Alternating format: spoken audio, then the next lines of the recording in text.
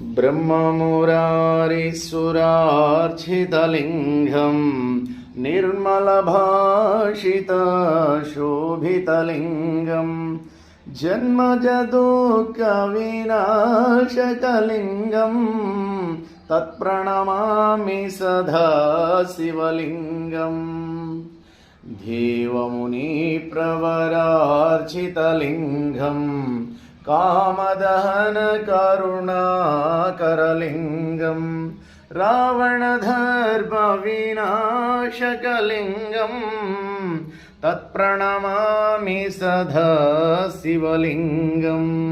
सर्वसुगन्धशुलेपितलिङ्गं बुद्धिविवर्धनकारणलिङ्गं सिद्धसुरासुरवन्दितलिङ्गं तत्प्रणमामि सदा शिवलिङ्गम्।